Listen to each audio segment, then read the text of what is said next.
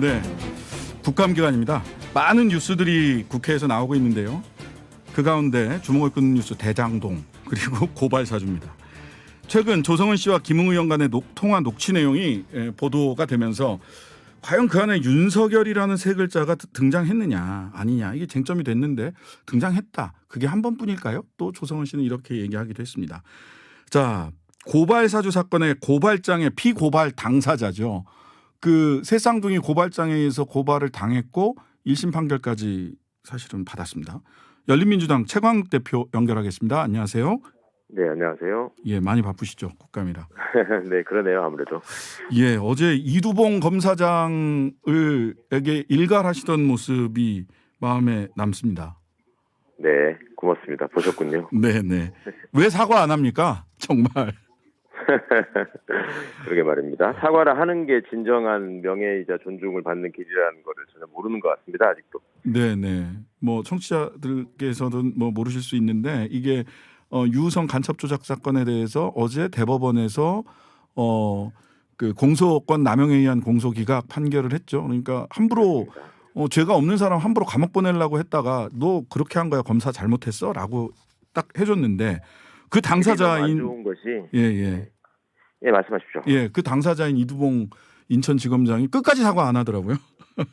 그러니까 너무 질이 안 좋았던 것이 네네. 단순히 그냥 어떤 사건을 가지고 그냥 고발이 들어왔으니까 했을 뿐이다라고 말을 하는데 그게 아니고 그렇죠. 당시에 검사들과 국정원 직원이 연합을 해서 증거를 조작해가지고 그렇습니다. 남매를 간첩으로 만들려 했던 사건 아닙니까? 네. 그게 세상에 드러나니까 다른 사건을 감행했단 말입니다. 예, 다른 사건을 갖다 대가지고 그것도 몇 년 전에 끝난 사건. 네, 5년 전에 끝난 사건 갖다가 들이댔더라고요.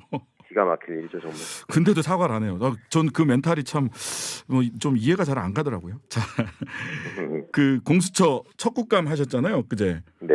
예, 고발 사주 의혹 이첩받아서 수사 중인데 네. 지금 수사가 어디까지 지금 진행된 걸로 보이세요? 공수처가 아시는 것처럼 아직 역량이 좀 많이 미흡하잖아요. 사람도 네네. 적고. 네. 그렇지만 그 주어진 여건 하에서 지금 최선을 다해서 집중하고 있는 것 같고요. 네. 그리고 검찰이 상당 부분 좀 밀도 있는 수사 결과를 넘긴 것 같습니다. 아, 네. 그걸 가지고 공수처는 이제 좀 더 연결점을 좀 더 단단히 하고 또 마무리하는 그 일에 집중하고 있는 거 아닌가 싶습니다. 현직 검사의 관여 이런 거는 이제 이미 검찰에서 확인을 하고 공수처로 넘겼다라고 얘기를 했는데 제가 좀 궁금한 지점은 이런 부분입니다. 일단 루트가 이 고발장에 전달된 게 손준성 보냄, 김웅, 조성은으로 간 루트가 있고 정점식, 조상규로 간 루트가 있는 거 두 개의 루트가 두 개 또는 복수의 루트가 있는 게 아니냐. 네. 이런 추측이 있잖아요. 어떻게 보세요? 네. 글쎄 복수의 루트도 충분히 지금 그 고려를 해야 되는 상황인 것 같고요. 네네. 그러니까 그 윤석열 캠프에 있는 장제원 의원이 처음부터 얘기를 하지 않았습니까? 그렇죠. 고발장을 만들었으면 정점식 의원한테 주는 게 정상적인 루트다. 예, 맞아요. 그러니까 같은 연수원 동기인 손준성, 김웅 라인 외에 또 다른 루트가 있을 수 있다고 봐야 될 것 같습니다. 그리고 그렇다면 루트가 복수라면 고발장은 지금 뭐 드러난 건 4월 3일자하고 4월 8일자 그리고 4월 8일자 고발장이 우리 최강욱 대표님 고발장이랑 거의 뭐 새쌍둥이라서 얘기가 되고 있는데 그런 궁금증도 있습니다. 고발장이 접수 안 된 고발장 또 있는 거 아니야? 네. 어떻게 아니면 그러니까 그 4월 3일 고발장의 내용을 이제 어떻게 또 실현했느냐가 있는데요. 제가 아시는 것처럼 제가 세 번째 기소된 사건은 채널A 관련해서 그 해당 기자인 이동재 명예훼손을 했다는 거잖아요. 네, 그렇죠. 그러면은 그게 처음에 담고자 했던 4월 3일자 고발장의 주조가 장모 총장의 장모와 부인이 억울하다 뭐 그걸 괴롭혔으니까 명예훼손이다 이런 것도 있지만 그 채널A 사건과 관련해서 이것은 검언 유착이 아니고 소위 그들이 주장하는 권언 유착 내지는 정언 유착이다라는 프레임으로 만들기 위한 내용들이 가득 써 있었거든요.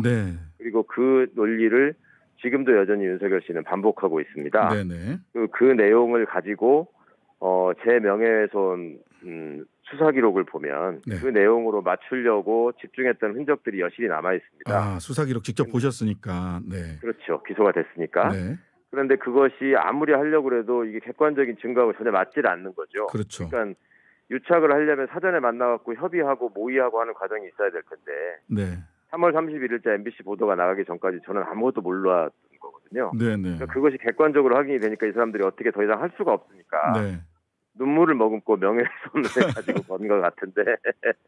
그러니까 저도 4월 3일자 고발장 보면서 사실은 4월 3일자 고발장 그 손준성 보냄으로 온 고발장 보면 지금 민주당의 그 민병덕 의원이 사실은 모든 사건을 핸들링한 것처럼 이렇게 돼 있는데 그렇죠. 피고발인으로는 또 안 돼 있고 네. 그다음에 꼭 한번 여쭤보고 싶었던 게 그래서 굉장히 그 보면 민병덕 의원이 우리 최 대표님하고 황희석 의원이랑 워낙 가까워서 셋이서 모의를 한 것처럼 공모를 한 것처럼 네네. 그런 식으로 기술이 돼 있거든요. 민병덕 의원이랑 친하세요? 원했던 그림인데 민병덕 의원이 제가 뭐 아는 사이이긴 했지만 국회 오기 전까지 그렇게 친하지는 못했고요. 아, 그런 범죄를 공모할 사이는 전혀 아니었다.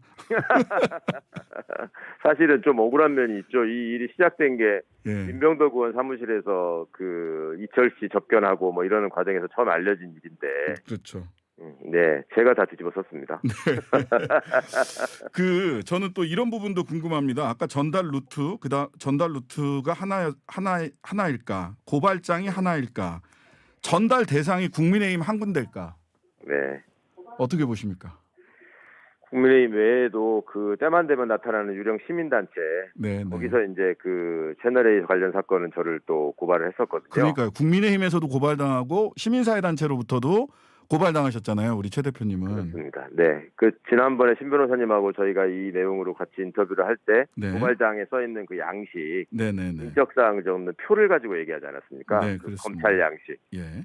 그러니까 이제 국힘에서 쓴 고발장에는 그 표가 지워져 있었죠. 네. 풀어 쓴 형태가 됐는데 공교롭게도 그 유령 시민단체가 낸 고발장에는 그 표가 그려져 있습니다. 그대로 그려져 있었어요. 예. 한 수는 좀 다르지만 그려져 있습니다. 그래서 그런 흔적이 좀 남은 거 아닌가 싶은데 뭐 수사를 통해서 밝혀지겠죠. 네. 아니, 저는 어쨌든 이 수사를 통해서 이 고발장이 4월 3일자, 4월 8일자 이외에 또 다른 고발장이 있는 건 아닌가. 전달 루트는 몇 군데인가. 전달 대상은 국민의힘 한 군데인가. 이런 부분들까지 좀 다 밝혀져야 되는 게 아닌가라는 생각이 들었어요. 그간의 법사위에서 좀 진행된 과정이나 법무부 장관의 답변이나 이런 걸 보면 단순히 이제 제 사건만 아니고 다른 사건들이 또 있지 않습니까? 뭐 예를 들면 저기 원전 관련해서 뭐 그 월성 원전 사건이 있다거나 그것도 국민의힘에서 고발했죠. 예. 그렇죠. 예. 그러니까 그 경우에 대해서도 좀 파악해봐야 될 필요성이 있다라는 거를 법무부 장관이 말씀을 하시더라고요. 그러니까 그리고 실제로 그 월성 원전과 관련한 고발장의 내용이나 또 그 앞뒤를 둘러싼 여러 시계적인 그 상황들을 보면은 당시에 국민의힘이 그 내용을 그렇게 구체적으로 알 수 없을 만큼의 내용들이 많이 적혀 있는 것 같습니다. 그래서 이것도 역시 의심이 된다. 아니었나라는 의심을 하기에 지금 충분한 상황인 것 같습니다. 네, 이게 그냥 한 번 하고만 그 우발적으로 한 번 일어난 사건은 아닐 수 있다라는 부분들을 말씀을 주셨고요. 이 부분이 좀 포괄적으로 공수처에서 법조 현장에서 사실은 물증이 없었을 뿐이지 이렇게 하고 있을 거라는 예상들은 하고 있었잖아요. 네, 저한테까지 동의를 구하시면 이제 진행자로서 곤란합니다. 아니 전문가시니까. 이것이 이제 확실하게 지금 드러났을 뿐이라고 저는 생각합니다. 네, 알겠습니다. 자, 그런데 많은 사람들이 이 부분을 궁금해하고 있습니다. 뭐냐면 자, 그래서 당시 검찰총장인 윤석열 전 검찰총장의 지시 묵인 방조 이런 게 확인되기는 어려운 거 아니냐. 결과적으로. 그래서 윤석열 그 캠프 쪽에서도 뭐 손준성 검사가 만약 그랬다면 나는 불법적인 행위에 대해서는 보고받지 않았고 만약 그랬다면 뭐 도의적 책임 내지는 뭐 일반적 지휘 책임에 따른 유감 표명은 할 수 있다. 이렇게 얘기를 했단 말이죠. 그러니까 오리발을 내밀다가 번번이 실패하니까 이제 꼬리 자르기로 가면서 그런 언급을 한 적이 있죠. 그런데 이것도 역시 변호사님이시니까 더 잘 아시겠지만 우리 대법원 판례가 반드시 직접 증거만 가지고 공모 정황을 인정하지는 않는 거 아닙니까? 그 간접 사실이나 정황 증거들을 다 종합해 볼 때 또 두 사람의 관계나 사건의 진행 과정이나 그것을 통해서 이익을 얻게 되는 사람, 그다음에 실행 정범의 이익은 무엇이고 그 사람의 의도는 왜 이 범행을 실행해야 되는가 이런 것들을 감안해서 판단하게 돼 있단 말입니다. 네네. 그러니까 저는 충분히 그간에 나타난 정황만으로도 지금 윤석열 씨가 상식적으로 이 사건에 관여되지 않았다라고 주장하는 것은 너무나 무책임한 거짓말이라고 생각하는 입장이고요. 네네. 그런데 이분이 그동안 일관되게 보여온 태도가 막무가내식이죠. 어제 행정법원에서 징계처분 취소소송 기각 판결을 받은 뒤에 네. 오늘 보인 반응을 제가 언론을 통해서 보고 정말 어이가 없었는데 네네. 내가 총장도 끝났는데 징계 효력을 왜 판단하는지 모르겠다 이런 말을 본인이 했다고 해요. 저도 그거 보고 굉장히 정말 놀랍지 않습니까? 아니 자기가 판단해달라고 해놓고 이걸 왜 판단하냐 이러는. 본인 그냥 지금이라도 소취하시면 돼요. 특히 이번에 이제 녹음 파일 나오면서 그 언론에 보도된 게 김웅 의원이 대검에 찾아가야 되는데 제가 가면 윤석열이 시켜서 고발한 것이다가 나오게 되는 거예요. 네. 이렇게 하래요. 라고 해서 네. 누군가의 지시 그리고 그렇죠. 윤석열이 시켜서 하는 것처럼 보이면 안 된다라고 하는 취지의 언론 보도가 이어지고 있습니다. 네. 이것도 굉장히 강력한 그러면은 정황 증거로서 아까 말씀해 주신 당연히 그렇지 않겠습니까? 김웅 의원은 단순한 그냥 길거리 정치인이 아니고 네네. 바로 직전까지만 해도 검사였던 사람입니다. 네네. 그 상황에서 그렇게 하래요. 남부에 가면 남부가 아니면 위험하대요. 예. 이 말은 누군가와 계속 협의하고 있었다는 그렇죠. 가장 확실한 증거죠. 네. 네. 자, 이 사실 공수처의 윤석열 씨 관련된 사건, 윤석열 후보 관련된 사건도 여러 가지 있고 한데 이 고발 사주 사건 등과 관련해서 공수처 수사 어디에 지금 집중해야 된다고 보십니까? 아무래도 어디서부터 이게 비롯돼 가지고 네. 사람들이 가담하게 됐는지를 밝히는 게 굉장히 중요할 것 같습니다. 네네. 그 내부의 디지털 자료나 이런 것들을 통해서 이 지시와 자료들이 전달된 흔적과 경로 이런 것들은 파악이 된 것 같고요. 네. 근데 이 범행 동기 부분들을 확실하게 규명해내는 것이 그것이 그 범죄의 책임을 어디까지 확실히 물을 수 있는지를 정하게 될 것 같고요. 네. 그런 것들을 또 수사 경험을 통해서 알고 있는 당사자들이 계속 지금 지연 전술을 쓰고 있지 않습니까? 네, 국감 핑계대고 어쩌고 하면서. 10월 달에는 못 나가겠다 이렇게 했더라고요. 네네. 예. 왜 그러겠습니까? 11월 달 되면 후보 선출이 되니까 네. 후보 선출이 될 거라고 예상하고 윤석열 씨가 후보 선출이 되면 못 건드리겠지 이런 기대를 하는 것 같아요. 네. 우리나라가 대통령도 구속했던 나라고 대법원장도 구속했던 나라라는 사실을 본인 스스로 또 잊고 있는 것 같습니다. 네. 네, 그렇게 시간 끌어서 될 문제가 아니다라고 정돈을 해주셨습니다. 예, 감사합니다. 지금까지 최강욱 열린민주당 대표님이셨습니다.